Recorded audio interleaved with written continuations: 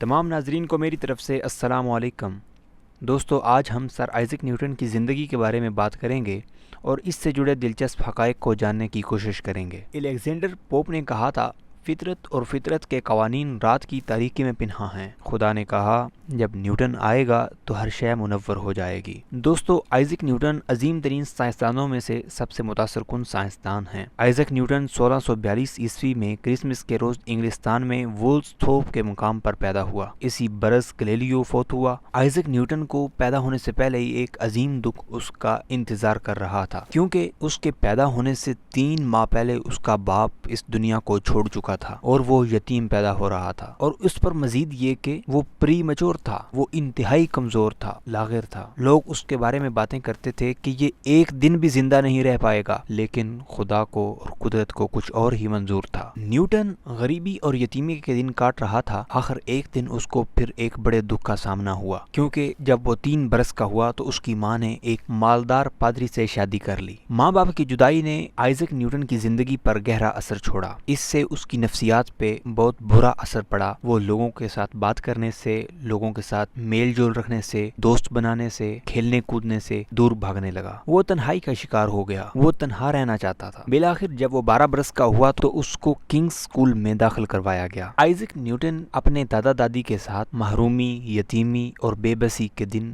گزار رہا تھا۔ آخر اس کی ماں وہاں سے بیوہ ہونے کے بعد واپس آئی اور اس کو ساتھ رکھنا شروع کر دیا۔ آئزک نیوٹن بچپن میں ہی اس نے میکینیکل مظاہر کی طرف میلان طبع ظاہر کیا۔ یہ دستی کام بڑی عمدگی سے کرتا تھا۔ نیوٹن ایک ذہین بچہ تھا، لیکن مدرسہ اور اسکول سے اسے کوئی دلچسپی نہ تھی۔ دوستو، ہم پہلے آئزک نیوٹن کی زندگی کے بارے میں دلچسپ باتوں کو بیان کریں گے، اس کے بعد اس کے کارناموں کو بیان کرنے کی کوشش کریں گے۔ آئزک نیوٹن کی زندگی کے بارے میں دلچسپ حقائق کی بات کی جائے تو اس کی زندگی بالکل عجیب سی لگتی ہے۔ اس کی ماں اسے کسان بنانا چاہتی تھی۔ جی دوستو، یہ حقیقت ہے۔ جب اس کی ماں واپس آئی، اس نے آئزک نیوٹن کو مدرسے سے اٹھوا لیا، کیونکہ وہ اسے ایک کامیاب کسان بنانا چاہتی تھی۔ لیکن جب اس نے نیوٹن سے بات کی تو اس کو بالکل بھی یہ بات اچھی نہ لگی، کیونکہ وہ کسی طور پر بھی کھیتی باڑی میں دلچسپی نہیں رکھتا تھا۔ اس کے برعکس وہ پڑھنا چاہتا تھا۔ آخرکار ایک سابقہ ہیڈ ماسٹر اس کی ماں کے پاس آیا اور اس کو قائل کر لیا کہ نیوٹن کو پڑھنے دیا جائے۔ نیوٹن سونا بنانے کا طریقہ ڈھونڈتا رہا۔ دوستو، نیوٹن بھی دوسروں کی طرح مالدار بننے کا آرزومند تھا، اور وہ بھی اس پتھر کی تلاش میں تھا کہ کوئی ایسا پتھر مل جائے جسے وہ دھات کے ساتھ رگڑے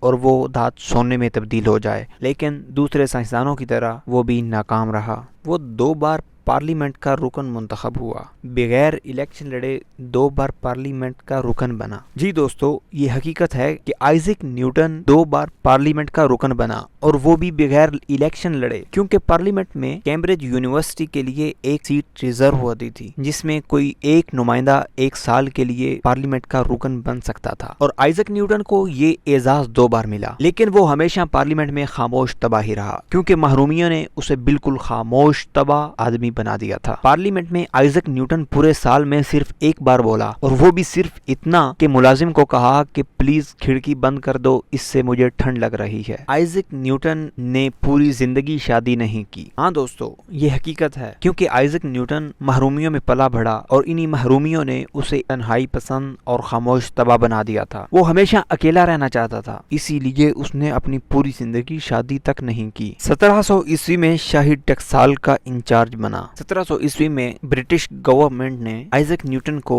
سکے بنانے کے کارخانے کا انچارج بنا دیا، اور اس نے اس فیلڈ میں انتہائی اہم کام کیا۔ اس نے ایسا نظام متعارف کروایا جس سے معیاری سکے بنائے جاتے تھے، یہاں تک کہ ایسا وقت آیا کہ پورے یورپ میں برطانیہ کے بنائے گئے سکے کو سب سے اعتبار کی نگاہ سے دیکھا جاتا تھا، کیونکہ پورے یورپ کو ایسا لگتا تھا کہ برطانیہ کے سکوں کی نقل بنانا ناممکن ہے۔ ولیم کو پھانسی۔ دوستو، آئزک نیوٹن اس بارے میں بڑا سخت ثابت ہوا۔ وہ کسی کو اس بات کی اجازت نہیں دیتا تھا کہ کوئی بھی سکوں کی نقل بنائے، اور اگر کوئی ایسا کرتا پکڑا جائے تو وہ پھانسی تک دینے سے گریز نہیں کرتا تھا، اور ولیم کیرونیر پھانسی اس بات کی پوری مظہر ہے۔ ولیم ایک بدنام زمانہ نقل سکے بنانے والا تھا۔ آئزک نیوٹن نے بڑی کوشش کر کے اس کو پکڑا اور اس کو پھانسی کے گھاٹ اتار دیا۔ نائٹ کا خطاب۔ 1705 عیسوی میں ملکہ نے کیمبرج یونیورسٹی کا دورہ کیا۔ اس دوران اس نے آئزک نیوٹن کو نائٹ کا خطاب دیا، اور اس کے بعد آئزک نیوٹن کو سر آئزک نیوٹن کہا جانے لگا۔ دوسروں کا مواد چوری کرنے کا الزام۔ دوستو، آئزک نیوٹن پر دوسروں کا مواد چوری کرنے کا الزام بھی لگا رہا، خاص طور پر کیلکولس کی تحقیق میں۔ اس میں بعض لوگوں کا کہنا ہے کہ یہ کیلکولس کا فارمولہ گوٹفرائڈ لائبنیز کا بنایا ہوا فارمولہ ہے، جو کہ آئزیک نیوٹن نے اپنے اختیارات کو استعمال کرتے ہوئے اپنے نام سے شائع کروایا ہے، اور بعض دوسرے لوگوں کا خیال ہے کہ یہ اس کا ذاتی فارمولہ ہے۔ کیلکولس کی اہمیت کے بارے میں بات کی جائے تو کیلکولس وہ انتہائی اہم فارمولہ ہے جو آج کی موجودہ کمپیوٹنگ، پروگرامنگ اور اکانومکس میں بنیادی کردار ادا کرتا ہے، جس کے بغیر یہ ادھوری ہیں۔ نیوٹن کے گناہوں کی لسٹ۔ دوستو،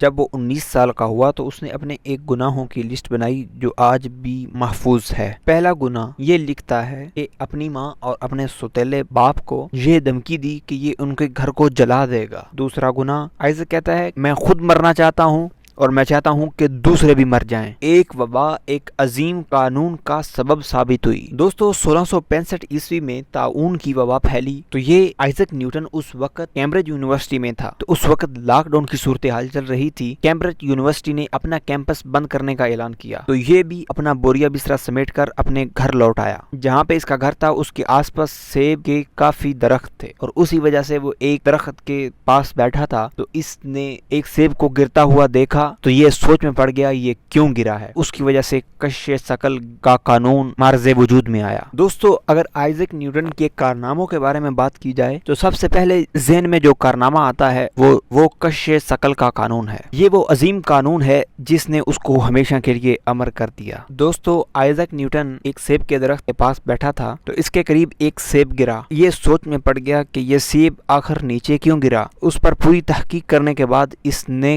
کشش ثقل کا قانون تخلیق کیا۔ سائنسی قوانین میں سب سے اہم کشش ثقل ہی کا قانون تھا۔ 4 قوانین کے اس مجموعہ نے اہم اشتراک سے ایک مربوط نظام وضع کیا جس کے ذریعے آخرکار تمام میکینیکل نظام ہائے کار کی تحقیق ممکن ہو گئی، وہ چاہے ایک پینڈولم کی حرکت کا نظام ہو یا سورج کے گرد اپنے مدار میں چکر کاٹتے سیاروں کا نظام ہو، نیز ان کے متعلق پیشگوئی بھی ممکن ہوئی۔ آئزیک نیوٹن کا دوسرا کارنامہ روشنی کی ہیئت کے متعلق تھا۔ آئزیک نیوٹن نے یہ ثابت کیا کہ روشنی جو ہمیں نظر آتی ہے، جو بظاہر لگتی ہے کہ یہ صرف سفید رنگ سے معمور ہے، لیکن اس نے روشنی کا تجزیہ کرتے ہوئے اس نے یہ ثابت کیا اور دریافت کیا کہ عام سفید روشنی قوس قزح کے تمام رنگوں کا آمیزہ ہے۔ ان قوانین کو بروئے کار لا کر اس نے 1668 عیسوی میں روشنی منعکس کرنے والی پہلی دوربین کا نقشہ اور ڈھانچہ تیار کر لیا۔ یہ خاص فضا کی دوربین ہے جو آج بھی بڑی فلکیاتی مشاہدہ گاہوں میں استعمال ہوتی ہے۔ دیگر متعدد بصری تجربات کے ساتھ وہ کر چکا تھا، اس نے اپنی دریافتوں کو رائل سوسائٹی آف لندن کے سامنے پیش کیا جب اس کی عمر فقط 29 برس تھی۔ تیسرا اہم کارنامہ اس کا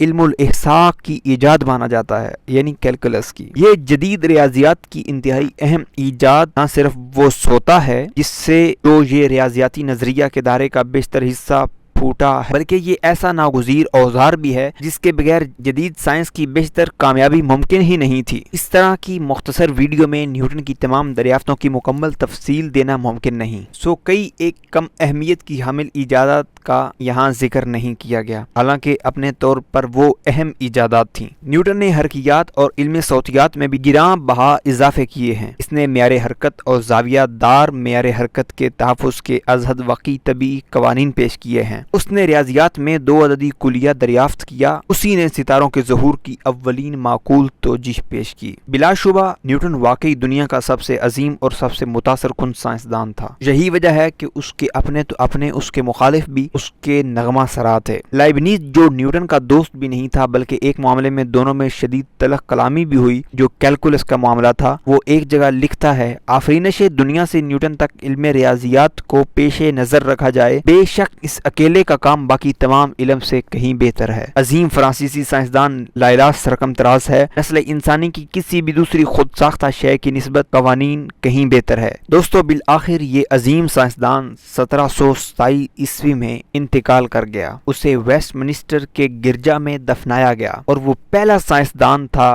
جسے یہ اعزاز ملا، اور اس کے بعد اسٹیفن ہاکنگ کو بھی وہی اعزاز ملا اور اس کو بھی اسی گرجا میں دفنایا گیا۔